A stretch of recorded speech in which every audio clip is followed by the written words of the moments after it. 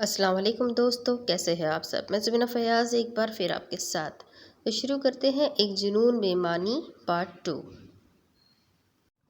ابھی وقت ہے، ابھی سانس ہے، ابھی لوٹ آ میرے گمشدہ، مجھے ناز ہے بڑے ضبط کا، مجھے خون رلا میرے گمشدہ، مجھے علم ہے کہ تو چاند ہے کسی اور کا، مگر ایک پل میری آسمان حیات پر ذرا جگمگا میرے گمشدہ، تیرے التفات کی بارشیں جو میری نہیں تو بتا مجھے، تیری دشت چاہ میں کس لیے میرا دل جلا میرے گمشدہ، گھنے جنگلوں میں گھری ہوں میں، بڑا گھپ اندھیرا ہے چار سو، کوئی ایک چراغ تو جل اٹھے، ذرا مسکرا میرے گمشدہ۔ جانم وہ کوٹ کے لیے پوری طرح تیار ہو کر کچن میں کھڑی اپنے لیے ناشتہ بنا رہی تھی، جب کسی نے اسے اپنے حصار میں لیا۔ وہ خوشبو سے ہی پہچان گئی تھی کہ ازمیر کے علاوہ کوئی نہیں ہو سکتا۔ آپ کو فرصت مل گئی؟ خیال آ گیا کہ ایک عدد منقوہہ ہے آپ کی؟ خفگی سے پوچھا۔ وہ جانتی تھی وہ اپنی پہلی بیوی کے پاس تھا۔ جانم آپ تو جانتی ہیں کہ آپ کی سوتن میری تھوڑی زیادہ ضرورت ہوتی ہے، اس لیے جانا پڑتا ہے، ورنہ اتنی حسین زوجہ کے ہوتے کون بیوقوف کہیں اور جانا چاہے گا؟ اس کے کان میں سرگوشی کرتے اپنی ناک اس کے کندھے پر سہلائی۔ میر نہیں کریں، مجھے پہلے ہی کوٹ کے لیے لیٹ ہو رہا ہے، ہٹیں مجھے ناشتہ بنانے دیں۔ اس کی حرکت پر سرخ پڑتی آئلہ نے ٹوکا، جس کا کم از کم مقابل پر کوئی اثر نہیں ہوا تھا۔ ہاں، اس نے آئلہ کو گدگدانا شروع کر دیا۔ کچن میں آئلہ کی کھلکھلاہٹیں گونج اٹھی۔ تو ازمیر کی جان، آپ خود ناشتہ کیوں بنا رہی ہے؟ خادم ہے نا، حکم کرے، کیا کھائیں گی؟ ازمیر اسے بازو سے تھام کر سائڈ پر کرتے خود آگے ہوا۔ نہیں، بس ہو گیا ہے، ازمیر مت کرے، میں کر لوں گی نا۔ آئلہ نے اسے روکنا چاہا مگر ازمیر اس کی سنتا تب نہ۔ سویٹ ہارٹ، آپ جا کر آرام کریں، میں ابھی ناشتہ ریڈی کرتا ہوں۔ اس کے ماتھے پر لب رکھتے اسے زبردستی باہر بھیجا۔ مگر ازمیر، آئلہ کو یہ سب بالکل اچھا نہیں لگ رہا تھا۔ ارے آپا چھوڑے یار انہیں، زن مرید ہے پکے، یہ تو اپنی پہلی بیوی کو اتنے پیار سے سنبھالتے ہیں، آپ تو پھر ان کی لو لائف ہو۔ ہاتھ کی آواز پر وہ چونک کر مڑی۔ تم آ گئے ہاتھ، you don't know how much I missed you.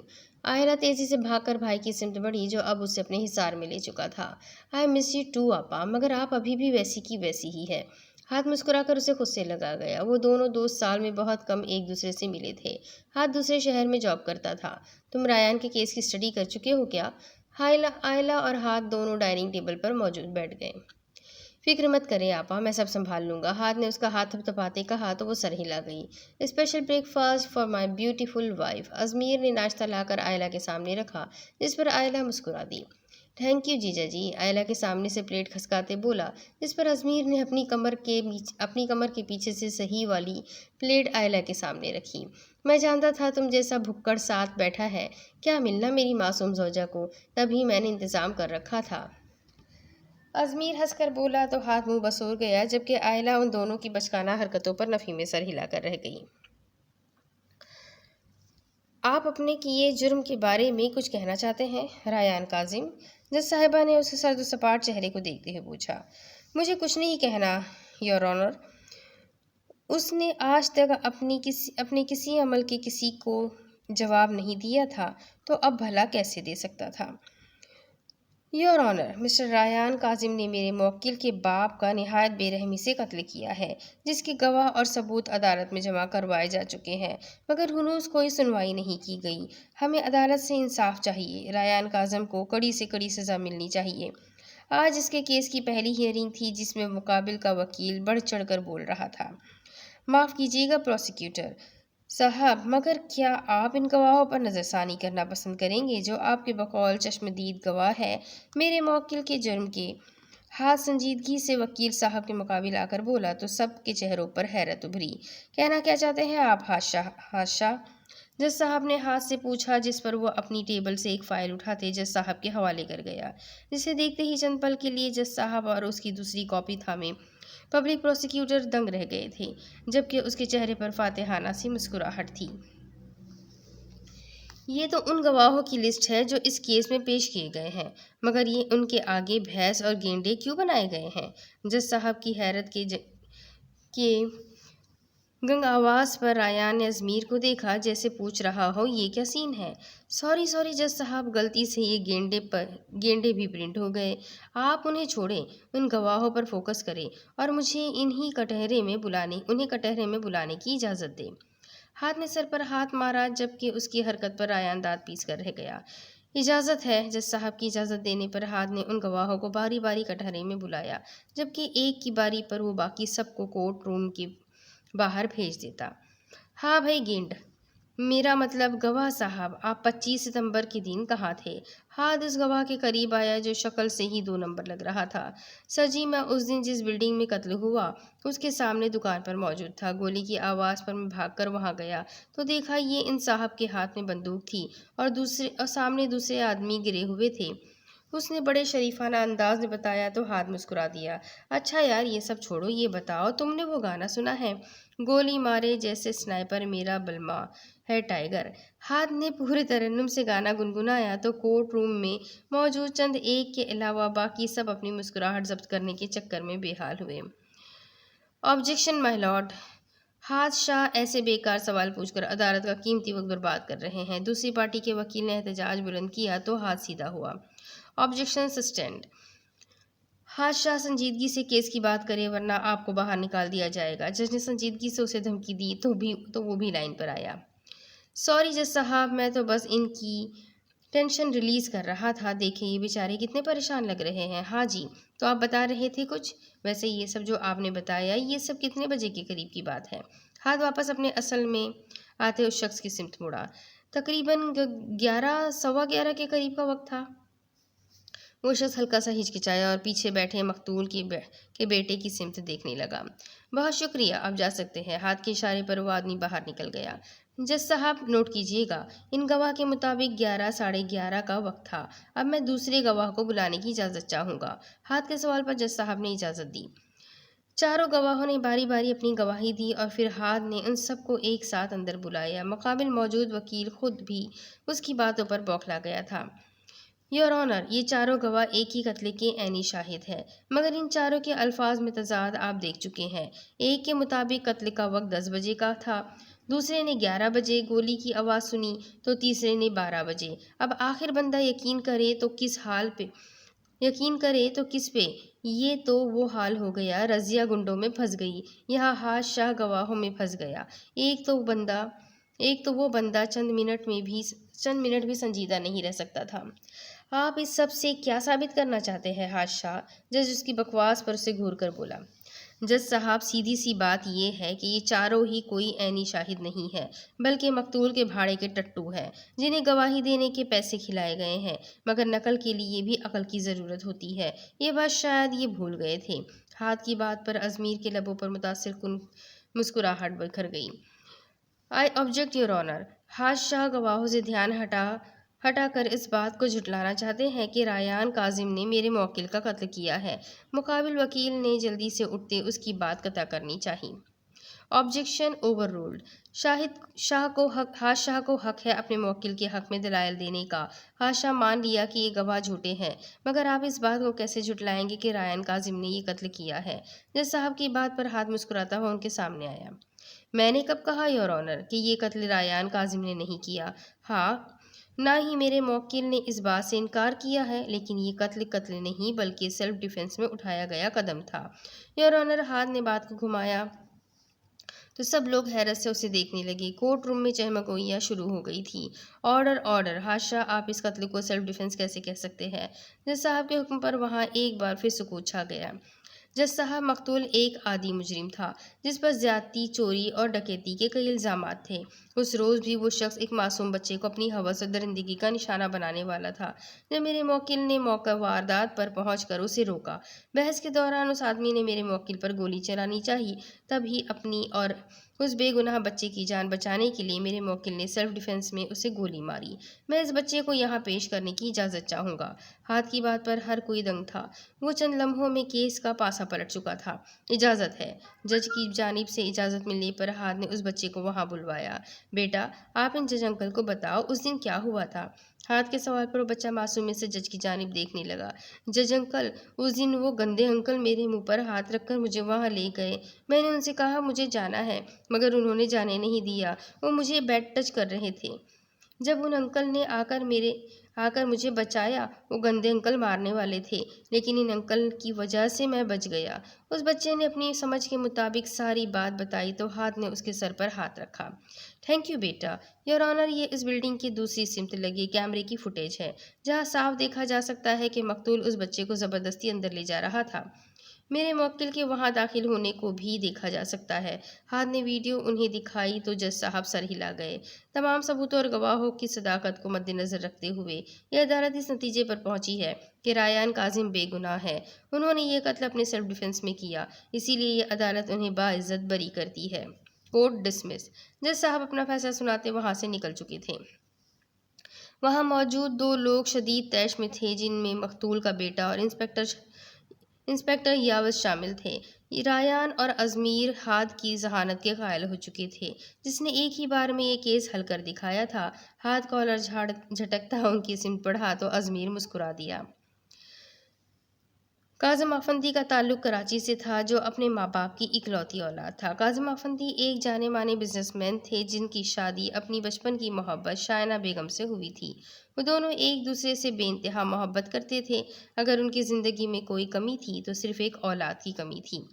شادی کے 10 سال بعد بھی جب ان کے یہاں اولاد نہیں ہوئی تو شائنہ بیگم نے ضد کر کے کاظم افندی کی شادی اپنی دوست اقصیٰ بیگم سے کروا دی، جو ایک غریب گھرانے سے تعلق رکھتی تھی۔ شادی کے 1 سال بعد ان کے یہاں ریان کی پیدائش ہوئی تو کاظم افندی اور شائنہ بیگم بھی جی اٹھے۔ ریان ان تینوں کی جان تھا۔ شائنہ بیگم اور اقصیٰ بیگم میں سگی بہنوں جیسی محبت تھی۔ ریان کو ایک ساتھ 2 ماؤں کی محبت ملنے لگی۔ ریان 10 سال کا تھا جب ایک بار پھر آفندی ولا میں زندگی کی لہر دوڑ گئی تھی۔ جب شائنہ بیگم کو ان کے 20 سال کے صبر کا اجر ملا، ان کی گود میں پریسا آئی۔ اپسراؤں کا سا حسن رکھنے والی پریسا کو پا کر وہ سب جھوم اٹھے تھے، مگر بہت جلد ان کی خوشیوں کو نظر لگی۔ جب انہیں علم ہوا کہ پریسا دیکھ نہیں سکتی، وہ پیدائشی طور پر آنکھوں کے نور سے محروم تھی۔ اپنی پھولوں جیسی بیٹی کا غم شائنہ بیگم کو جیتے جی مار گیا۔ وہ جو بامشکل ڈیلیوری میں ہونے والی پیچیدگیوں سے سنبھلی تھی، اس غم پر ان کی دل ساکت ہو گیا۔ وہ کاظم افندی اور اقصیٰ بیگم کو اپنا دکھ اور ننھی سی پریسا دے کر ہمیشہ کے لیے آنکھیں مون گئی۔ وقت ہر زخم کا مرہم ہے، سو ان کے زخم بھی مندمل ہونے لگے۔ اقصیٰ بیگم کا بھی اس دنیا میں اپنی اکلوتی بہن اقرا بیگم کے علاوہ کوئی نہیں تھا، جن کی شادی اسی شہر میں ہوئی تھی۔ ان کے شوہر سخت طبیعت کے مالک تھے، جس کی وجہ سے اسے بہت کم اقصیٰ بیگم سے ملنے کا موقع ملتا تھا، مگر جب بھی وقت ملتا وہ اپنی بیٹی ریحا کے ساتھ ان سے ملنے ضرور آتی۔ ریحا ریان سے 6-7 سال چھوٹی تھی۔ ریحا کی بھرے بھرے گال بہت نرم و ملائم تھے۔ ریان نے جب پہلی بار اسے دیکھا تھا تو وہ محض 7 سال کی تھی۔ اس کے نرم گالوں کے چھوتے ریان نے اسے سافٹی پکارنا شروع کر دیا، جبکہ ریحا اس سے آن کہتی تھی۔ ان کی دوستی دور رہنے کے باوجود بھی بہت گہری اور خوبصورت تھی۔ ریحا کو جب بھی علم ہوتا کہ وہ آن سے ملنے جا رہی ہے تو وہ چہک اٹھتی، تو وہیں ریان بھی اسے سب سے زیادہ اہمیت دیتا تھا۔ آن، یہ پیاری سی ڈال کون ہے؟ 3 سال کی پریسا کو دیکھ کر ریحا نے اس سے پوچھا، جو بس ایک جگہ بیٹھی رہتی تھی، کبھی کسی کے ساتھ کھیلتی نہیں تھی۔ یہ میری بہن ہے سافٹی۔ ریحا 2 بار آفندی ولا آئی تھی اور پریسا کو پہلی بار دیکھ رہی تھی، کیونکہ اسے زیادہ تر کمرے میں رکھا جاتا تھا۔ آن، یہ کھیلتی کیوں نہیں ہے؟ یہ اتنی پیاری ہے، میں ان کے ساتھ کھیل لوں؟ معصومیت سے اسے دیکھتے پوچھا تو وہ اداسی سے نفی میں سر ہلاتے اس کا ہاتھ تھام کر سائڈ پر لے گیا۔ پریسا دیکھ نہیں سکتی سافٹی، وہ آپ کے ساتھ کھیل بھی نہیں سکتی۔ بابا کہتے ہیں جب وہ بڑی ہو جائے گی نا تو ہم ان کی علاج کروائیں گے، پھر وہ ٹھیک ہو جائے گی۔ ریان نے اپنی عمر کے مطابق اسے سمجھانا چاہا، جس پر وہ اداسی سے سر ہلا گئی۔ وقت تیزی سے آگے بڑھا تھا، وہ تینوں بڑے ہونے لگے تھے۔ ریان 16، ریحا 10، جبکہ پریسا 6 سال کی تھی، جب اچانک ان کی زندگیوں میں طوفان آیا جو سب کچھ بہا کر لے گیا۔ کاظم افندی بہت دنوں سے پریشان تھے۔ اقصیٰ بیگم کے بار بار پوچھنے پر انہوں نے بتایا کہ انہوں نے کسی اجنبی شخص کے ساتھ مل کر بہت بڑا پروجیکٹ شروع کیا تھا، جس میں انہوں نے اپنی ساری پراپرٹی انویسٹ کر دی تھی، مگر 2 دنوں سے وہ شخص ان کا فون نہیں اٹھا رہا تھا، جس پر وہ بہت فکر مند تھے۔ اقصیٰ بیگم بھی پریشان ہو چکی تھی مگر وہ کچھ کر نہیں سکتی تھی، اور پھر انہیں خبر ملی کہ جس شخص کے ساتھ انہوں نے پروجیکٹ کیا تھا وہ فراڈ تھا۔ بینک اور باقی سب پارٹنرز ان کے پیچھے پڑے تھے اپنی رقم کا مطالبہ کرنے کے لیے۔ کاظم صاحب اتنا مجبور ہو چکے تھے کہ ان کے پاس فرار کے علاوہ اور کوئی راستہ نہیں بچا تھا۔ وہ ریان، پریسا اور اقصیٰ بیگم کے ساتھ رات کے اندھیرے میں گھر سے نکلے تھے۔ گھبراہٹ اور پریشانی کے پیش نظر وہ بہت ریش ڈرائیونگ کر رہے تھے جب اچانک سامنے سے آتے ٹرک سے ٹکرا گئے۔ کاظم آفندی انہیں بچانے کو اپنی سمت سے گاڑی ٹرک کی جانب گھما گئے۔ فضا میں زوردار دھماکے کی آواز گونجی تھی اور پھر وہاں سکوت چھا گیا۔ ریان کو کچھ ہوش آیا تو اس نے رونے کی آواز اور پریسا کی جانب دیکھا۔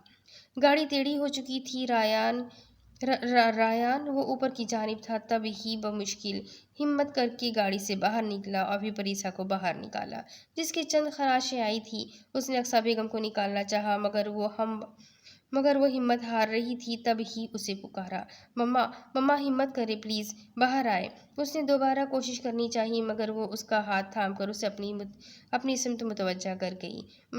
میری فکر مت کرو ریان، اپنی آنی کے پاس چلے جاؤ، پریسا کا خیال رکھنا۔ انہوں نے پریسا کو اس کے حوالے کرتے ہمیشہ کے لیے آنکھیں موند لی۔ ریان چیخ چیخ کر رو دیا۔ وہ 16 سالہ لڑکا اپنے ماں باپ کی موت پر پاگل سا ہو چلا تھا۔ اقرا بیگم کو انجان کال سے علم ہوا تو فوراً وہاں پہنچی۔ کب انہیں درانی مینشن لایا گیا، کب کاظم آفندی اور اقصیٰ بیگم کا جنازہ پڑھایا گیا، اسے کچھ بھی علم نہیں تھا۔ دن آہستہ آہستہ گزرنے لگے۔ وہ دونوں درانی مینشن کا خاموش حصہ بن چکے تھے۔ حسیب درانی ان کے اضافی بوجھ پر ناخوش تھے، جو ریان اچھے سے محسوس کر سکتا تھا مگر بے بس تھا۔ ہاں، اس سب سے اگر کوئی سب سے زیادہ خوش ہوا تھا تو وہ تھی ریحا۔ اپنے اون کو اتنے دن اپنے قریب دیکھ کر وہ بہت زیادہ خوش تھی۔ جب شجاع نے اسے بتایا کہ اب ریان وہیں رہے گا، مما اون اب ہمارے ساتھ رہیں گے کیا؟ اسے خوشی سے سمجھ ہی نہیں آ رہا تھا کیا کرے، تبھی بھاگی بھاگی ماں کے پاس پہنچتے چیختے چہکتے ہوئے پوچھا، ہاں میری جان، اون اور پری اب سے ہمارے ساتھ رہیں گے، لیکن آپ کے اون بہت سیڈ ہیں، آپ کو انہیں پیار سے سنبھالنا ہوگا، اوکے؟ وہ جانتی تھی یہ وقت ان دونوں بچوں کے لیے بہت مشکل ہے، تبھی اسے سہارا بنایا تھا۔ آپ پریشان مت ہو مما، میں ہوں نا، دیکھیے گا میں اون کو ہیپی کر دوں گی۔ ماں کو وعدہ دیتی وہ جس سپیڈ سے آئی تھی اسی سے واپس بھاگ گئی۔ اب اس کا رخ ریان کے کمرے کی جانب تھا۔ اون، اب سے آپ میرے ساتھ رہیں گے، میں بہت بہت خوش ہوں۔ وہ جو اندھیرے کمرے میں اداس سا بیٹھا تھا، ریحا کی زندگی سے بھرپور آواز پر اس کے اندر بھی زندگی کا احساس دوڑ گیا۔ آپ اتنا خوش کیوں ہو سافٹی؟ وہ حیران تھا۔ اس کے ساتھ پر ایک چھوٹی سی چڑیا اتنا چہک رہی تھی جیسے ہفت اقلیم کی دولت مل گئی ہو۔ آپ میرے بیسٹ فرینڈ ہیں اون، اس دنیا کے سب سے اچھے فرینڈ، اور اب تو ہم سارا ٹائم ساتھ رہ سکتے ہیں۔ ہم گیمز کھیلیں گے اور نہ موویز بھی دیکھیں گے۔ اس کے ساتھ جڑ کر بیٹھتی وہ سارا پلان ترتیب دے رہی تھی۔ لیکن اگر کسی نے مجھے یہاں سے نکال دیا تو یہ میرا گھر نہیں ہے سافٹی۔ ریان اتنا چھوٹا نہیں تھا کہ دوسرے کے رویے سمجھ نہ پاتا۔ وہ ریحا کی طرح معصوم نہیں بن سکتا تھا۔ تو آپ جلدی سے اپنا گھر بنا لینا اون، پھر مجھے وہاں لے جانا، ہم دونوں وہاں رہیں گے پری کے ساتھ، پھر کسی کو اپنے گھر نہیں آنے دیں گے۔ اسے بس اون چاہیے تھا جس کے لیے وہ اپنا گھر بھی چھوڑنے کو تیار تھی۔ کیا آپ میرے لیے اپنا گھر اور باقی سب بھی چھوڑ دو گی سافٹی؟ اس کی معصوم باتیں ریان کی روح پر لگے زخموں کو منجمد کر رہی تھی۔ ایک ٹرانس کی کیفیت میں وہ اس کا معصوم سا چہرہ تک رہا تھا۔ میں آپ کے لیے سب چھوڑ دوں گی اون، مما کے پاس تو بابا ہے، شجاع بھائی کو بھی مائرہ آپ ہی مل جائے گی، اور فائق تو ہے ہی گندال، لیکن آپ کے پاس تو صرف پری ہے، اور آپ کو اور پری کو میری ضرورت ہے، اسی لیے میں آپ کے ساتھ رہوں گی ہمیشہ۔ کہنے کو وہ 10 سال کی تھی مگر اس کی باتیں بڑی بوڑھیوں جیسی تھی، جن پر اچانک ہی ریان سب بھولتا مسکرا دیا۔ اوکے، وعدہ، میں اپنا گھر بناؤں گا اور آپ کو ہمیشہ کے لیے وہاں لے جاؤں گا، پھر کسی کو اپنی سافٹی کو دیکھنے بھی نہیں دوں گا۔ وہ 16 سالہ لڑکا اس وقت خود بھی بچہ بن چکا تھا اور ان کے وعدے پر دور کھڑی قسمت مسکرا رہی تھی۔ اب حال ریحا کہاں جا رہی ہو تم؟ وہ آج 2 دن بعد کمرے سے باہر نکلی تھی۔ اس دن کی تلخ کلامی کے بعد وہ کسی سے بات نہیں کر رہی تھی سوائے شجاع کے۔ اسے باہر جاتا دیکھ کر مائرہ نے پوچھا، آپ سے مطلب؟ میں جہاں بھی جاؤں جو بھی کروں یہ آپ لوگوں کا مسئلہ نہیں ہے، اسی لیے میرے معاملات سے دور رہا کریں۔ ریحا سرد مہری سے اسے دیکھتے ہوئے بولی، مائرہ کیا ضرورت ہے تمہیں اس بدتمیز اور جاہل کے منہ لگنے کی؟ اسے تو سوائے بکواس کرنے کے اور کوئی کام نہیں ہے۔ وہاں آتی تا بندہ پھپھو اس کی آخری بات سن چکی تھی، تب ہی نہبت سے بولی، ہاں تو کس نے کہا مجھ سے بات کرنے کو؟ میں نے آپ لوگوں کو دعوت نہیں دی تھی کہ مجھ سے بات کریں۔ اسے تو ویسے بھی ساری دنیا بری لگ رہی تھی۔ 1000 بار شجاع کو کہا کہ اس پاگل لڑکی کو پاگل خانے بھجوا دو، کیونکہ اس کی اصل جگہ اب وہی ہے۔ تابندہ بیگم نے غصے سے بولا تو ریحا کو بھی غصہ آیا۔ اپنے فضول مشورے اپنے پاس رکھا کرے، زیادہ دوسروں کے معاملات میں ٹانگ اڑانے کی ضرورت نہیں ہے آپ کو۔ ریحا بدتمیزی سے اونچی آواز میں بولی۔ جب وہاں آتے شجاع اور حسیب صاحب کو غصہ آیا۔ ریحا، امی سے بدتمیزی مت کرو، وہ بڑی ہے تم سے، مائرہ نرمی سے بولی، جبکہ ریحا طیش میں آ کر اس کے بالکل قریب آ گئی۔ کیوں نہ بولوں میں؟ وہ مجھے پاگل خانے بھیجنے کے خواب دیکھے اور میں بولوں بھی نہیں؟ کیوں جاؤں گی میں پاگل خانے؟ اس کا بس نہیں چل رہا تھا سب کے ساتھ ساتھ مائرہ کو بھی وہ مار ڈالے، کیونکہ اس شخص کی محبت میں تم پاگل ہو چکی ہو، اور پاگلوں کا ٹھکانہ گھر نہیں پاگل خانہ ہوا کرتا ہے۔ شجاع نے اسے مائرہ سے جدا کرتے زوردار دھکا دیا، جس پر وہ لڑکھڑا کر کئی قدم دور ہوئی۔ ہاں ہو گئی ہوں میں پاگل، آپ سب نے پاگل کیا ہے مجھے اس شخص سے دور کر دیا جو میرے لیے میری سانسوں سے زیادہ ضروری ہے۔ آپ سب گناہ گار ہیں، کاش میں نے خود سے کبھی وہ عہد نہ کیا ہوتا تو چیخ چیخ کر ساری دنیا کو اپنے اون کی بے گناہی کا یقین دلاتی۔ روتے روتے اس کا گلا رن گیا تھا، مگر اسے پرواہ کہاں تھی؟ مجرم ہے وہ شخص، خونی درندہ ہے وہ جس کے لیے تم تڑپ رہی ہو۔ تابندہ بیگم حقارت سے بولی تو ریحا نے خون آشام نظروں سے انہیں دیکھا۔ خونی کون ہے اور درندہ کون، یہ مجھ سے بہتر کون جانتا ہے پھپھو؟ شکر کرے میرا منہ بند ہے، کیونکہ جس دن میں نے منہ کھولا اس دن اس گھر کی اینٹ سے اینٹ بج اٹھے گی۔ اپنے اون کا ذکر اس قسم کے لہجے میں برداشت کیسے کر لیتی؟ چٹاخ، اپنی زبان کو لگام دو ریحا، بڑے چھوٹوں کی تمیز تک بھول گئی ہو تم۔ اگر تمہارے منہ سے دوبارہ ماضی کا ذکر سنا میں نے تو اپنے ہاتھوں سے تمہارا گلا گھونٹ دوں گا۔ حسیب صاحب کے زوردار تھپڑ پر اسے منہ میں خون کا ذائقہ گھلتا ہوا محسوس ہوا۔ کیوں؟ سچ سن کر تکلیف ہوئی نا حسیب درانی صاحب، لیکن آپ کا تھپڑ سچ کو نہیں بدل سکتا، اور دوبارہ مجھے مارنے کے لیے بھی ہاتھ مت لگائیے گا، سمجھے آپ؟ ریحا اس وقت ہر لحاظ بھول چکی تھی، یہ سب اتنی زندگیاں برباد کر کے بھی پرسکون کیسے تھے؟ تمہاری یہ جرت؟ انہوں نے دوبارہ ہاتھ بلند کیا تھا، مگر اس سے پہلے کہ ان کا ہاتھ ریحا کے چہرے سے ٹکراتا کسی مضبوط ہاتھ نے ان کا بازو تھاما۔ سب لوگ سامنے کھڑے شخص کو دیکھ کر دنگ تھے، کیونکہ اس کے یہاں ہونے کی امید ان میں سے کسی کو نہیں تھی، اور وہ جس نے کبھی یہاں نہ آنے کی قسم کھائی تھی آج اس لڑکی کی خاطر وہاں کھڑا تھا جس سے وہ شدید نفرت کا دعوے دار تھا۔ Don't you dare mister Haseeb Durrani, Rayan نے ان کا ہاتھ دور جھٹکا، جبکہ ریحا تو بس اپنی پیاسی نگاہوں کو سیراب کر رہی تھی۔ آج کتنے سالوں بعد وہ اسے دیکھ رہی تھی، جسے دیکھے بنا کبھی اسے نیند تک نہیں آیا کرتی تھی۔ کیوں؟ میری بیٹی ہے وہ، اس کے ساتھ جیسا بھی سلوک کروں، تم کون ہوتے ہو درمیان میں بولنے والے؟ انہوں نے غصے سے اسے دیکھا جسے وہ لوگ آئے دن ٹی وی یا نیوز پیپر کی زینت بنا دیکھتے رہتے تھے۔ مسز رایان کاظم ہے یہ، میں ان سے نفرت کروں، محبت کروں، انہیں زندہ رکھوں یا مار ڈالوں، ان سب کا حق صرف اور صرف میرے پاس ہے۔ اپنے علاوہ میں کسی کو اجازت نہیں دوں گا کہ ان کی طرف سخت نگاہ سے بھی دیکھے۔ تو آپ نے کس ہمت سے ان پر ہاتھ اٹھایا مسٹر حسیب درانی؟ اس کی آواز میں چٹانوں کی سی سختی تھی جس پر وہاں موجود ہر شخص دنگ رہ گیا تھا۔ ریحا تو ساکت سی اسے تک رہی تھی جس نے آج سالوں بعد ان کے درمیان موجود رشتے کا حوالہ دیا تھا، وہ بھی کس حق سے کہ سب کو حق تک چھوڑ گیا تھا۔ کس رشتے کی بات کر رہے ہو تم؟ رایان کاظم، جسے ہم سالوں پہلے بھلا چکے ہیں، اور میں ایک خونی درندے کے حوالے اپنی بیٹی کروں گا؟ تو یہ تمہاری غلط فہمی ہے، حسیب درانی نہوت سے بولے تو ایک سرسی مسکراہٹ رایان کے لبوں پر بکھر گئی۔ وہ کیا ہے نا مائی ڈیئر سسر جی، یہ قاتل خونی درندہ آپ کا داماد ہے، اور اس حقیقت کو دنیا کی کوئی عدالت چیلنج نہیں کر سکتی۔ آپ اپنی بیٹی 15 سال پہلے ہی میرے حوالے کر چکے ہیں، اب آپ کچھ نہیں کر سکتے۔ اس کے لہجے میں برف کی سی ٹھنڈک تھی۔ بھول ہے تمہاری کہ میں ریحا کو تمہارے نکاح میں رہنے دوں گا، خلا کا کیس کریں گے ہم۔ ان کی بات سن کر وہ یوں کہا لگا گیا جیسے کسی کم عقل بچے کی بات پر ہنسا جاتا ہے۔ سسر جی، خلا کا کیس دائر کرنے سے پہلے ایک بار اپنی بیٹی سے تو پوچھ لیں وہ خلا چاہتی بھی ہے یا نہیں۔ کہیں ایسا نہ ہو عدالت میں جا کر آپ کی بے عزتی ہو جائے۔ کیوں اس خلا سے میرا تو کچھ نہیں جائے گا کیونکہ اس خلا سے میرا تو کچھ نہیں جائے گا، آپ کی بیٹی مر جائے گی۔ اور وہ ریحا کی محبت کا مذاق اڑا رہا تھا یا ان کی بات کا یہ کوئی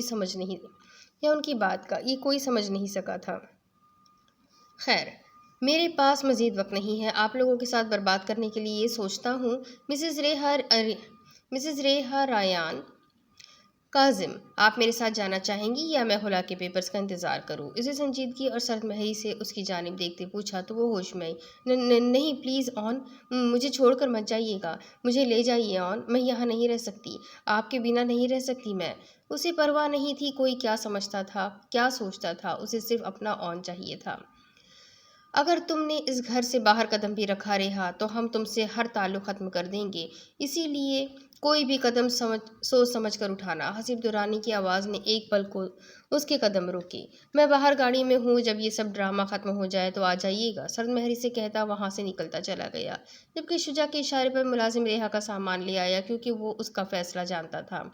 میرا گھر وہی ہے جہاں میرے شوہر کا گھر ہے اور مجھے وہاں جانے سے کوئی نہیں روک سکتا، سنجیدگی سے کہتی وہ ہمیشہ کے لیے درانی مینشن کی دہلیز پار کرتی وہاں سے نکلتی چلی گئی۔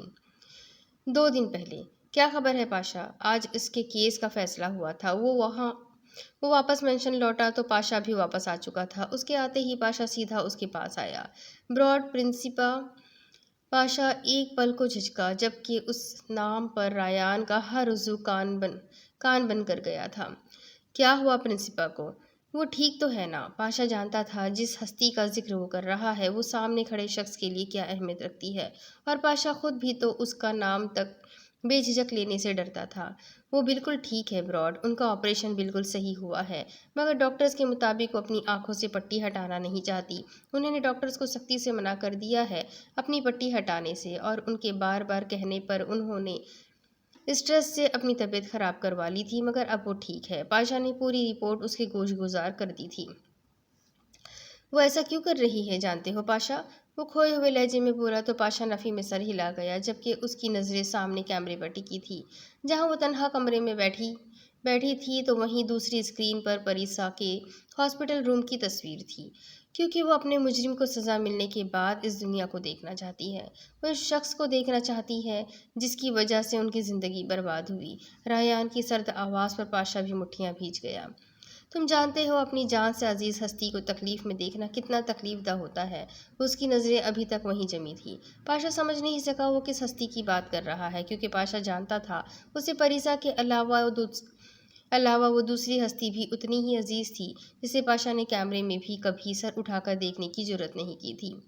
یوں لگتا ہے کوئی ایک ہی پل میں 1000 تپتی ہوئی سلاخیں ہمارے جسم کے آر پار کر رہا ہو، اور ریان کاظم یہ تکلیف 12 سالوں سے سہ رہا ہے۔ خود پر بے درد سا ہنستے وہ نہ جانے کون سا جذبہ چھپانے کی کوشش کر رہا تھا۔ آگے کے لیے کیا حکم ہے براڈ؟ پاشا ابھی اس مقام تک نہیں پہنچا تھا جہاں اس کا درد بانٹ سکتا، تب ہی بات بدل گیا۔ 2 دن بعد کی اٹلی کی ٹکٹس بک کرواؤ، ہم اٹلی جا رہے ہیں۔ سنجیدگی سے اسے حکم دیا تو وہ سر ہلا کر وہاں سے نکلتا چلا گیا۔ تبھی سامنے اسکرین کا منظر بدلا تھا۔ شجاع اس کے کمرے میں آیا۔ وہ دونوں نہیں جانتے تھے کہ کوئی تیسرا وجود انہیں دیکھ اور سن سکتا ہے۔ ان کے بیچ بھی گفتگو سنتا ریان بے درد سا ہنسا تھا۔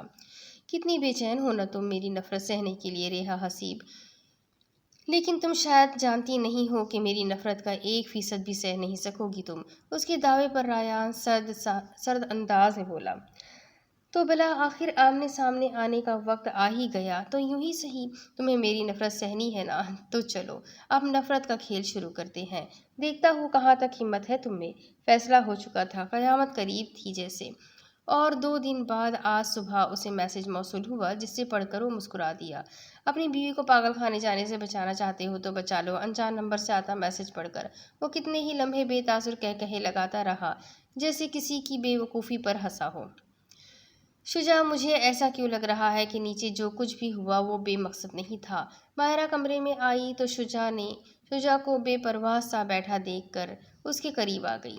میں یوں نہیں تو آپ کو اپنی سول میٹ نہیں کہتا میں یوں ہی تو آپ کو اپنی سول میٹ نہیں کہتا آپ اس دنیا میں مجھے سب سے زیادہ سمجھتی ہے۔ وہ مسکرا کر بولا تو مائرہ حیرانی سے اسے دیکھنے لگی۔ کیا بول رہے ہیں آپ؟ نیچے اتنا کچھ ہو گیا اور آپ مسکرا رہے ہیں؟ سچ سچ بتائیے کیا ہے یہ سب؟ مائرہ اسے مسکراتا دیکھ چڑ گئی۔ تمہیں اپنی اون کے پاس جانا ہے ریحا، جانا ہے نا ریحا؟ اسے مسلسل ایک ہی ضد کرتے دیکھ کر شجاع نے پوچھا، جس پر وہ جلدی سے سر اس بات میں ہلا گئی۔ تو پھر جیسا میں کہوں ویسا کرنا۔ میں جانتا ہوں جتنا بے پرواہ ریان خود کو ظاہر کرتا ہے اتنا بے پرواہ وہ ہرگز نہیں ہے۔ وہ تمہیں مشکل میں دیکھ کر تمہیں بچانے ضرور آئے گا۔ شجاع سنجیدگی سے بولا۔ مگر مجھے کرنا کیا ہوگا؟ وہ حیران تھی۔ آخر ایسا کیا ہوگا جس سے ریان اسے مل سکتا ہے؟ تب شجاع نے یہ پلان ترتیب دیا۔ اسے مائرہ اور پھپھو سے بدتمیزی کرنے کا کہا اور خود ریان کو میسج کر دیا، جبکہ وہ انجان تھا کہ ریان اس کا پورا پلان سن چکا ہے۔ لیکن اب ہی صحیح وقت تھا سامنے آنے کا، اسی لیے ریان نے بھی ان کے پلان میں خود کو مہرے کے طور پر پیش کر دیا اور وہی ہوا جو وہ چاہتے تھے۔ مطلب آپ نے جان بوجھ کر ریحا کو پاگل خانے بھیجنے کی بات کی تاکہ ریان اسے لے جائے۔ اس کی بات پر مائرہ صدمے سے بولی تو وہ سر ہلا گیا۔ تبھی میں کہوں آخر آپ نے اپنی لاڈلی کو ڈانٹا کیسے؟ اور ریحا بھی کبھی یوں اتنی زیادہ بدتمیزی نہیں کرتی۔ مائرہ جو اب تک ریحا کے رویے پر حیران تھی اب جا کر پرسکون ہوئی۔ جی بیگم صاحبہ، اور آپ بھی تو چاہتی تھی ریحا کو اس کی منزل مل جائے؟ اسے اپنے حصار میں لیتے شجاع محبت سے بولا۔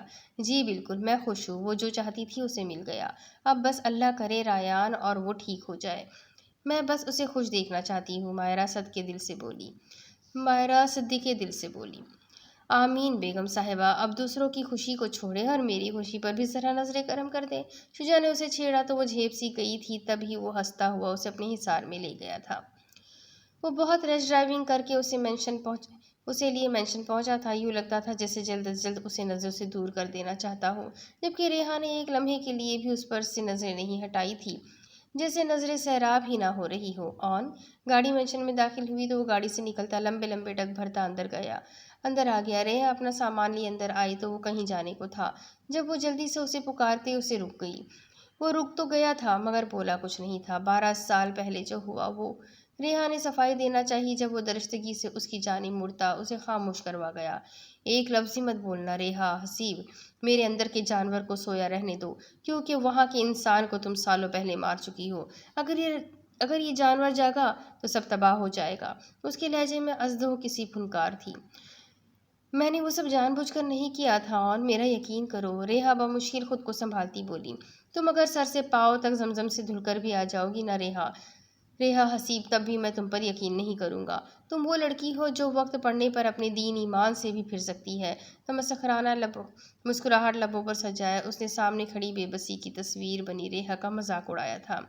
میرا یقین کرو میں بہت محبت کرتی ہوں تم سے، میں تو تمہاری سافٹی ہوں نا۔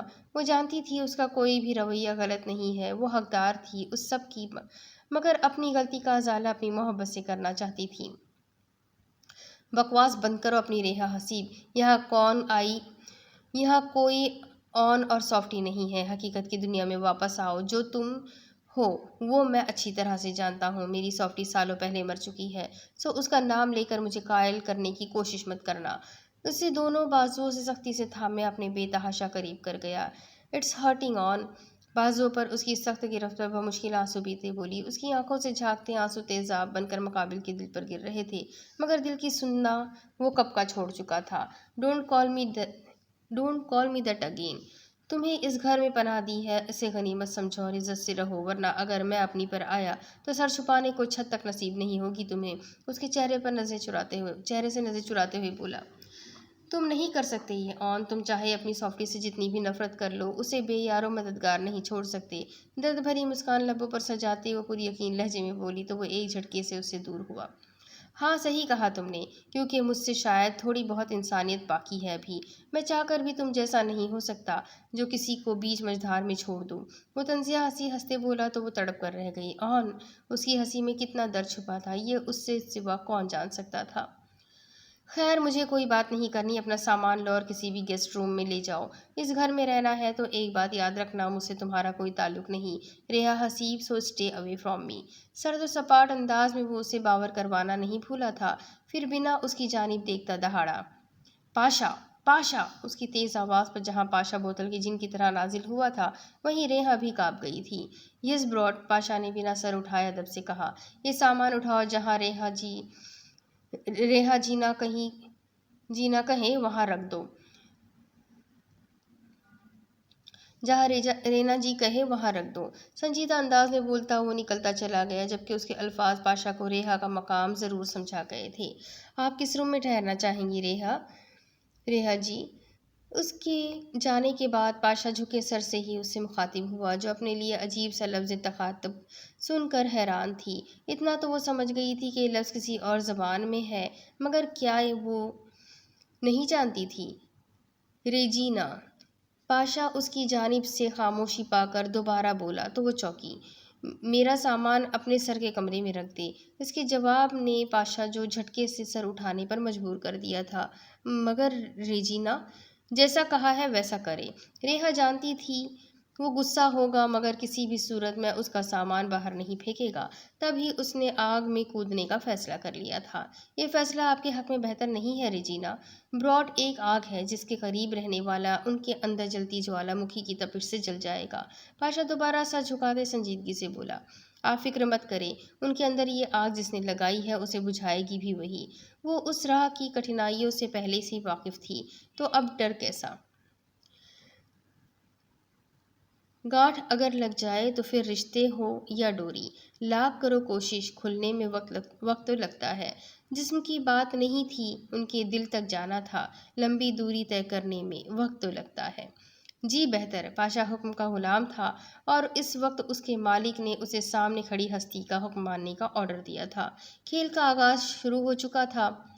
ایک جانب ایک وحشی تھا تو دوسری جانب ملکہ تھی، مگر حقیقت میں کون وحشی تھا اور کون نہیں، یہ کسی کو علم نہیں تھا۔ چہروں پر نقاب تھے جن کو جلد اٹھنا تھا۔ باس! وہ اس مورتی کے سامنے بیٹھا زیر لب اپنا عمل کر رہا تھا۔ ارد گرد اندھیرے اور مورتیوں کے علاوہ محض ایک روشن دان تھا جو روشنی کا واحد ذریعہ تھا۔ ہاتھ میں تھامی موٹے دانوں والی تسبیح پر کچھ پڑھ کر پھونک رہا تھا، جب کسی آواز کے خلل پر وہ تیش سے اس کی جانب مڑا۔ کتنی بار بکواس کی ہے میرے عمل کے دوران، اپنی زبان بند رکھا کرو۔ پھر کون سا ایسا کام پڑ گیا تھا جو میرا سارا عمل ضائع کر دیا تم نے؟ وہ غصے سے دہاڑا تو پیچھے کھڑا شخص کانپ کر رہ گیا۔ معاف کر دے باس، مگر وہ باہر کے ملک سے آنے والا مال آ گیا ہے اور ہمیں بھی شام تک مال بھیجنا ہے۔ اس کی معلومات پر مقابل کی آنکھوں میں چمک ابھری۔ ہمارا مال تیار ہے؟ سنجیدہ ہوتے اپنے سامنے کھڑے آدمی سے پوچھا، جس پر سامنے والے کا رنگ زرد پڑا تھا۔ باس! اس نے جھجکنے پر اس نے سرد نظروں سے اسے گھورا، جس پر آدمی کا سانس مزید خشک ہوا تھا۔ منمنانا بند کرو اور پکو، کیا مصیبت آئی ہے اب؟ اس کے غصے سے پوچھنے پر اس آدمی نے تھوک نگلا، جانتا تھا اب اس کی خیر نہیں تھی۔ باس! ہمارا مال براڈ کے آدمیوں نے پکڑ لیا ہے۔ اس کے جواب پر مقابل کا دماغ گھوما تھا۔ اس نے الٹے ہاتھ کا تھپڑ اپنے سامنے کھڑے شخص کو رسید کیا۔ تم سب کیا مرے ہوئے تھے جو اس کے آدمی سامان لے گئے اور تم لوگوں کو خبر نہیں ہوئی؟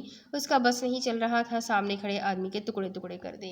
معاف کر دے باس، انہوں نے اچانک ٹرک پر حملہ کیا اور سارا مال لے گئے۔ سجے ہوئے منہ کے ساتھ اس نے صفائی دینا چاہی، مگر اس کے سامنے کھڑا انسان نہیں، درندہ تھا۔ آخر کون ہے یہ براڈ؟ ایک بار تم میرے سامنے آ جاؤ، میں تمہیں چھوڑوں گا نہیں، اور تم اگر میرے ہاتھوں بے موت نہیں مرنا چاہتے تو جلد از جلد نیا مال ڈھونڈو۔ تمہارے پاس صرف 2 دن کا وقت ہے۔ کوئی بھی براڈ کی اصلی شناخت سے واقف نہیں تھا، سوائے اس کے بند قریبی آدمیوں کے۔ ریان کاظم ہی اصل میں براڈ ہے، اس بات کا علم صرف پاشا، ازمیر اور آئلہ کو تھا۔ براڈ ایک نقاب تھا جو ریان کے چہرے پر لگا تھا۔ انڈر ورلڈ میں حکومت کرتا براڈ حقیقی زندگی میں ریان ہے۔ یہ صرف ان لوگوں کو علم تھا جنہوں نے براڈ کو دیکھ رکھا تھا۔ سرد کہروں سے بھری دھندلی صبح چاروں طرف پھیلتی زندگی کا احساس دوڑا رہی تھی، مگر گلابی رنگ سے سجے اس کمرے میں لیٹی حسن کی ملکہ پر جیسے ہر چیز بے اثر ہو چکی تھی۔ زندگی ہر کسی کے لیے حسین اور خوبصورت نہیں ہوتی، اور اس کے لیے تو ہرگز نہیں تھی۔ پرنسپا! کمرے میں گونجی آواز پر اس کی نیم مردہ حالت میں فرق آیا تھا۔ وہ جو خود کو زندہ لاش سے زیادہ کچھ نہیں مانتی تھی، اس کے بے جان جسم میں روح صرف اسی ایک آواز پر آتی تھی۔ بھئیو! اس کے لب بے آواز ہلے، جس پر آنے والا دلکشی سے مسکرایا۔ یہ لڑکی اس پوری دنیا میں اس کا واحد رشتہ تھی۔ بھائیوں کی جان، کیسی ہے آپ؟ مس کیا آپ نے بھائیوں کو؟ آگے بڑھتے اس کے سر پر ہاتھ رکھا تو وہ دھیما سا مسکرا کر سر اس بات میں ہلا گئی۔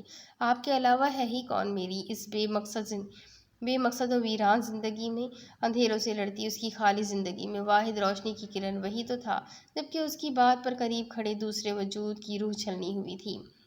کاش بتا سکتا آپ کو کہ کوئی اور بھی ہے جو صرف آپ کی ایک جھلک دیکھنے کے لیے زندہ ہے، جو آپ کی سانسوں کو خوشبو میں بسی ہواؤں تک کو آب شفا سمجھ کر پینے کی خواہش رکھتا ہے، جو آپ کی خاطر آپ کا غلام بن کر رہنے پر بھی دل و جان سے راضی ہے۔ کاش اس کی زندگی پوری کی پوری محض ایک کاش ہی تو بن چکی تھی۔ تو بھائیوں کی جان، اپنے بھائیوں کی خاطر اپنا فیصلہ بدل دے، ان اندھیروں سے نکل آئے، ایک بار، بس ایک بار اپنی آنکھوں سے اپنی بھائیوں کو دیکھ لے۔ اپنی عزیز جان بہن کو اس حال میں دیکھنا کتنا تکلیف دہ تھا، یہ کوئی اس سے پوچھتا۔ آپ جانتے ہیں میں ایسا نہیں کروں گی بھائیو، جب تک میری شرط پوری نہیں ہو جاتی اور مجھے ان اندھیروں میں دھکیلنے والے کو سزا نہیں مل جاتی، میں اس دنیا کو نہیں دیکھوں گی۔ اس معصوم کو معصوم رہنے نہیں دیا گیا تھا، وہ تو ضدی بن گئی۔ اپنے بھائیوں کے ایک اشارے پر جان وارنے والی آج اس کی منتوں پر بھی اپنا فیصلہ بدلنے کو تیار نہیں تھی۔ میں آپ سے وعدہ کرتا ہوں پرنسپا، آپ کے مجرم کو سزا دلوا کر رہوں گا، اسے آپ کے سامنے لاؤں گا اور آپ اسے اپنے ہاتھوں سے سزا دیں گی۔ تکلیف سے اس کی بلائنڈ فولڈ آنکھوں کو دیکھتا وہ تیزی سے اٹھ کر باہر نکل گیا، جبکہ پیچھے کمرے میں دو لوگوں کے ہونے کے باوجود حد درجہ خاموشی تھی، جیسے سوئی بھی گرتی تو آواز پیدا ہوتی۔ ایک اگر اندھیروں میں ڈوبی تھی تو دوسرا اپنے عشق کے دیدار میں ڈوبا تھا۔ اب نہ جانے دوبارہ کتنے دنوں یا مہینوں بعد اسے دیکھ پاتا، تب ہی اس کی ایک ایک جنبش خود میں بسا رہا تھا۔ آپ چاند ہیں پریسا، اور میں آپ کے گرد منڈلاتا چکور، جو صرف دور سے آپ کو دیکھ سکتا ہوں۔ آپ تک پہنچنا، آپ کو پہنچنا یا آپ کو چھونا میرے نصیب میں نہیں، مگر پھر بھی خدا نے میرے نصیب میں یہ بے بسی درج کر دی ہے، جسے میں قبول کرنے کے سوا کچھ نہیں کر سکتا۔ لیکن ایک وعدہ میں بھی کرتا ہوں آپ سے، آپ کے مجرم کو اپنے ہاتھوں سے زندہ درگور کروں گا، اس پر سانس سانس اذیت بنا دوں گا۔ اس کی آنکھوں میں جنون ہلکورے لینے لگا تھا تو تیزی سے وہ وہاں سے نکلتا چلا گیا۔ زندگی ان سب پر مشکل ہو چکی تھی، اور جب تکلیف اور اذیت حد سے بڑھ جائے تو شاید آسانی کا وقت قریب ہوتا ہے، شاید ان کی آسانی بھی کہیں قریب ترین تھی۔ پاشا، ڈارک سے کہو میں اس سے ملنا چاہتا ہوں۔ پاشا کمرے سے باہر نکلا تو رایان بالکنی میں ایک جانب کھڑا سامنے پہاڑوں پر نظر جمائے کھڑا تھا۔ پاشا کو دیکھ کر سنجیدگی سے بولا، جی براڈ، جیسا آپ کا حکم۔ وہ سر ہلاتا وہاں سے نکلتا چلا گیا، جبکہ رایان نے پریسا کی حالت پر کس طرح خود کو سنبھال رکھا تھا یہ صرف وہی جانتا تھا۔ ہاتھ اٹھو بھی، تمہیں آفس نہیں جانا کیا؟ آئلہ اسے کوئی 5ویں بار جگانے آ گئی تھی، مگر وہ نہ جانے کتنے مردوں میں شرط لگا کر سویا تھا کہ اٹھ کر نہیں دے رہا تھا۔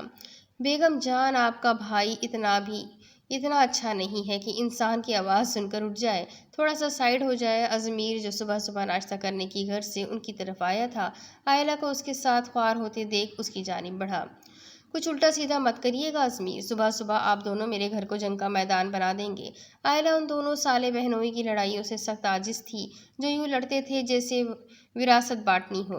کچھ نہیں کر رہا جانے ازمیر، آپ جائیں اور جا کر ناشتہ بنائیں۔ اس کا ماتھا چھوتے اسے باہر نکالا اور پھر واش روم سے پانی کا ٹب بھر کر واپس آیا۔ سالے صاحب، آخری بار وارننگ دے رہا ہوں، اٹھ جائیں، بعد میں مت کہیے گا بتایا نہیں۔ ازمیر نے اسے آواز دی مگر بے سود۔ Okay, choice is your. مزید سے کہتے ٹھنڈے پانی سے بھرا ٹب ہاتھ کے اوپر پھینک دیا۔ وہ ہڑبڑا کر اٹھا، جب سامنے مسکراہٹ دبا کر کھڑے ازمیر کو دیکھ کر منہ بسور گیا۔ جیجا جی، یہ ویسے بڑی غلط بات ہے، میں آپ کے بہنوئی ہونے کا لحاظ کرتا، مگر آپ ہر بار مجھے واٹر کر دیتے ہیں۔ ہاتھ دانت پیستے ہوئے بولا تو ازمیر کا کہا بے ساختہ تھا۔ ویسے سالے صاحب، اس سچویشن پر ایک شعر تو بنتا ہے۔ ازمیر نے اسے چھیڑا۔ لے پھر جیجا جی، آج پہلی بار آپ نے فرمائش کی ہے تو اسی خوشی میں شعر سنیں پھر۔ ہاتھ سیدھا ہوا تو ازمیر نے دلچسپی سے اسے دیکھا۔ ارشاد ارشاد، ازمیر ہاتھ اٹھا کر ناک تک لے جاتا ہوا ادا سے بولا۔ ہماری نیند سے ہے ان کو تکلیف، جو نہیں جانتے 5 منٹ مزید سونا کیا ہے۔ ہاتھ بے سرا سا شعر سناتا کچھ دور ہو کر دوبارہ لیٹ گیا۔ جبکہ ازمیر جو کچھ پرمزاج سننے کے موڈ میں تھا، اس کی بکواس پر بدمزہ ہوا۔ اٹھ کیوں نہیں جاتے تم ہاتھ؟ یہ 5 منٹ مزید سو لینے سے کیا مل جائے گا تمہیں؟ دوسری جانب سے آتے اس کی بنیان سے تھام کر اسے اوپر اٹھایا۔ 5 منٹ نیند کی قیمت تم کیا جانو ازمیر بابو؟ ساری رات کی نیند سے افضل ہے یہ 5 منٹ، نوٹنکی سے کہتا ہوا وہ نیند کے خمار سے بھری آنکھیں لیے اٹھ بیٹھا۔ پتر، یہ سب بکواس بعد میں کر لینا، ابھی انسان کا بچہ بن کے اٹھ اور تیار ہو جا، ہمیں ضروری کام سے جانا ہے۔ ازمیر نے اسے ریان کا ذاتی وکیل بنانے کا فیصلہ کیا تھا اور اسی کے کسی کیس کے سلسلے میں اسے ساتھ لے جانا تھا۔ جیجا جی، حاج شاہ نام ہے میرا، مجھے تو 26 سالوں میں کسی نے مفت میں کام نہیں دیا، کبھی آپ کو کون سا کیڑا کاٹ گیا ہے؟ ہاتھ نے اس کے کام کی بات پر اچھل ہی تو پڑا تھا۔ ہاں تو اتنے سالوں سے ویلے کھا رہے ہو، سو اب کوئی کام کر لو، فارغ ترین مخلوق۔ چلو، اب آئلہ انتظار کر رہی ہوگی۔ اس کے ڈراموں کو اگنور کرتے بولا تو وہ سر ہلا گیا۔ آپ ذرا جا کر اپنی بیگم کو کمپنی دے، میں بھی تیار ہو کر آتا ہوں۔ ہاتھ شرارت سے کہتا واش روم کی جانب بڑھ گیا، جبکہ ازمیر باہر نکل کر آئلہ کے پاس آ گیا۔ اٹھا دیا ہاتھ کو؟ اسے اپنی جانب آتا دیکھ آئلہ نے پوچھا تو وہ اس بات میں سر ہلا گیا۔ دنیا کا کوئی فارغ ترین وکیل ہے آپ کا بھائی؟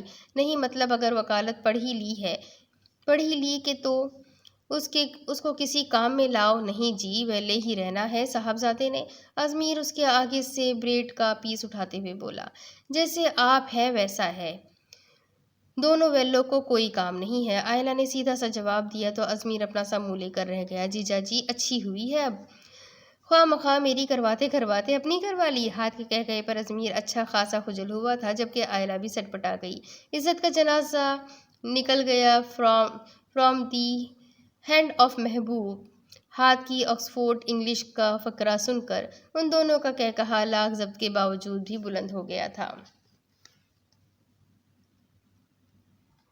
دوسری طرف ڈاک براڈ کی سرد ترین آواز پر اس کے مقابل بیٹھا اٹلی مافیا کا اہم کارندہ، جس کے نام سے ایک دنیا خوفزدہ تھی، وہ بری طرح خوفزدہ ہوا تھا۔ براڈ، کیسے ہیں آپ؟ بہت وقت بعد ملاقات ہوئی۔ وہ اچھے سے جانتا تھا کہ مقابل بیٹھا شخص دیکھنے میں جتنا کول اینڈ کام دکھائی دیتا ہے، اتنا ہی وحشی ہے، تبھی سوچ سمجھ کر بات کرتا تھا۔ مجھے لگا تھا تم میرے ایک بار سمجھانے پر سمجھ جاؤ گے، مگر تمہاری کم عقلی کی وجہ سے مجھے دوبارہ تمہیں تکلیف دینی پڑی۔ اس کے لہجے میں طنز کی آمیزش محسوس کرتے ڈاک کا سانس خشک ہوا تھا۔ مجھ سے کوئی غلطی ہو گئی ہے براڈ؟ براڈ وہ واحد شخص تھا جو اٹلی سے دور رہ کر بھی وہاں کے مافیا پر حکومت کرتا تھا۔ تم جانتے ہو نا، پاکستان میری ٹیریٹری ہے اور میرے علاقے میں میری مرضی کے بنا تم کس کی اجازت سے بزنس کر رہے ہو؟ ہڈ میں چھپے اپنے چہرے کے سامنے چاقو لہراتے سرد انداز میں پوچھا۔ میں سمجھا نہیں، آپ کیا کہہ رہے ہیں براڈ؟ میرا پاکستان سے کیا تعلق؟ چاقو کے تعاقب میں دکھائی دیتا کٹ کا نشان دیکھتے ڈاک نے تھوک نگلا۔ تمہیں کیا لگتا ہے ڈاک، میں اندھا ہوں یا بے وقوف دکھائی دیتا ہوں تمہیں؟ تم جس ایلومیناتی تنظیم کے ساتھ شراکت داری کر کے وہاں اپنے قدم جمانے کی کوشش کر رہے ہو، وہ مجھ سے چھپا ہوا ہرگز نہیں ہے۔ اس کے انکشاف پر ڈاک کتنے ہی لمحے بول نہیں سکا۔ کیا چاہتے ہیں آپ؟ ڈاک نے سنجیدگی سے پوچھا تو وہ اٹھ کر اس کی جانب آیا۔ یہ کی ہے نا عقل مندوں والی بات، اب تم وہ کرو گے جو میں کہوں گا، کیونکہ اگر تم نے ایسا نہیں کیا تو میرا ایک میسج تمہاری زندگی برباد کر سکتا ہے۔ چاقو اس کے کندھوں پر پھیرتے ہوئے بولا، میں وہی کروں گا جو آپ بولیں گے۔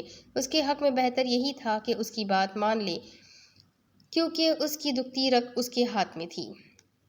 شاباش پاشا، ڈاک کو عزت اور احترام سے اس کی منزل تک پہنچا دو اور انہیں کام بھی سمجھا دو۔ ریان کے اشارے پر پاشا سر ہلاتے ڈاک کے ساتھ باہر کی جانب بڑھ گیا، جبکہ اس کی پرسوچ نظریں سامنے ٹکی ہوئی تھیں۔ دوسری طرف ریحا 2 دن سے دیواروں کو دیکھ دیکھ کر تنگ آ چکی تھی، کیونکہ اسے وہاں لانے کے بعد اسی دن پاشا اور ریان دونوں اٹلی کے لیے نکل گئے تھے۔ باقی سب ملازم تو ویسے ہی شاید گونگے یا بہرے تھے، کوئی اس کی بات کا جواب ہی نہیں دیتا تھا۔ براڈ، وہ دراصل ریجینا، وہ دونوں آج ہی واپس آئے تھے۔ جب مینشن میں داخل ہوتے پاشا کو یاد آیا کہ ریحا اس کے کمرے میں ہے۔ میرا اس وقت کوئی فالتو بات سننے کا موڈ نہیں ہے پاشا، سو اسٹے اوے۔ اس کا سر پہلے ہی دکھ رہا تھا، اس پر وہ ریحا کا ذکر سن کر مزید سر درد نہیں چاہتا تھا، اسی لیے اسے ٹوک گیا۔ ریان اس کے خاموش رہنے پر سیڑھیاں چڑھتا اپنے کمرے کی جانب آ گیا۔ اندر آیا تو دروازہ بند کر کے پلٹتے نظر سامنے بیڈ کی جانب اٹھی، مگر وہاں موجود وجود کو دیکھ کر اس کا دماغ گھوما تھا۔ ऑन। दरवाज़ा खुलने बंद होने की आवाज़ पर रेहा ने पलट कर उसे देखा। उस पर नज़र गई तो जल्दी से उठकर उसकी सिमत बढ़ी, जिसकी आंखें सुर्ख हो रही थी। वो जो पहले ही तैश में था, फैसला अब के गुस्सा सवानेज़े पर पहुंचा था। किस हिम्मत से मेरे कमरे में रुकी हो तुम रेहा हसीब? मुझे अपने इर्द गिर्द तुम्हारा ख्याल तक बर्दाश्त नहीं है और तुम मेरे कमरे में रहने की ख्वाब देख रही हो। मेरी बर्दाश्त को मत आज़माओ रेहा, और अपने सामान के साथ दफ़ा हो जाओ मेरी नज़रों के सामने से। उसे वहाँ इस हक से बैठा देख कर रायान के वजूद में शरारे दौड़ गए थे। 2 दिन पहले आपने ही मेरे घर वालों के सामने मुझे रायान काजिम मुतारिफ करवाया था। ऑन, मैं बीवी हूँ आपकी, और एक बीवी की जगह वहीं होती है जहाँ उसका शौहर होता है। अगर वो आराम से हार मानने लग जाती तो शायद कभी उसकी माफ़ी हासिल ना कर पाती। गलतियाँ इंसान से ही हुआ करती हैं मिस रेहा हसीब, जिस तरह मुझसे 15 साल पहले हुई आपको समझने में, और फिर 2 दिन पहले हुई आपको पागल खाने जाने से बचाकर यहाँ लाने में। सर्द तरीन अंदाज में खुद पर तमस्खुराना सा मुस्कुरा दिया।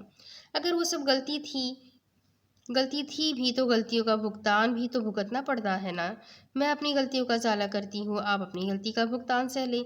उसकी बात ने रेहा के दिल के 1000 टुकड़े किए थे। वो कैसे उसकी मोहब्बत को, उनके रिश्ते को गलती कह सकता था? मगर फिर खुद को मजबूत करते हुए बोला, रायान काजिम गलतियां दोहराने का कायल नहीं है। तुम्हें लाकर गलती ज़रूर कर चुका हूँ, मगर अब अपने कमरे में तुम्हारे वजूद को बर्दाश्त करने की गलती नहीं कर सकता। इसीलिए जाओ यहाँ से। रायान की आंखों की सुर्खी अगर इस पल को ही देख लेता तो सहम ही जाता। क्यों डर रहे हैं? अचानक वो हल्का सा मुस्कुरा कर बोली तो रायान उस पर से नजरें हटा गया। लाख नफरत सही, मगर दिल का चोर आज भी अपनी जगह मौजूद था। गलत फहमी है तुम्हारी रेहा हसीब। रायान काजिम खुदा के सिवा किसी से नहीं डरता, सर्द आवाज़ में बोलता, जैसे उसकी खुशफहमी दूर कर गया था। झूठ बोल रहे हैं आप, डरते हैं आप कि कहीं मेरे सामने रहकर कमज़ोर ना पड़ जाए, मेरी गलतियों को और गुनाहों को भूल ना जाए। ये खौफ है आपको, इसीलिए मुझे खुद से दूर करना चाहते हैं। रायन पूरी कुव्वत से मुठ्ठियां भींच गया। वो अच्छे से जानता था वो क्या करना चाह रही है, लेकिन गुस्सा तो उसे खुद पर आ रहा था, जो जानते बूझते भी उसके मंसूबे कामयाब होने दे रहा था। अगर तुम्हें ऐसा लगता है तो ठीक है, यहीं रहोगी अब तुम। मेरी नफरत भी तो सहनी है ना तुम्हें, तो यूं ही सही। लेकिन याद रखना, जिस दिन रायान काजिम का जब्त जवाब दे गया, उस दिन सब तबाह हो जाएगा। आग लगा दूंगा मैं पूरी दुनिया को, तुम्हारे वजूद समेत। आंखों में नफरत के शोले भरते उसे घूरा, जो चंद पल को दंग रह गई थी। अब इसके आगे की कहानी मैं आपको अगली किस्त में सुनाती हूँ कि आगे क्या होगा। ये जानने के लिए मेरे साथ बने रहें। अगली किस्त में फिर मिलेंगे, तब तक के लिए अल्लाह हाफिज़।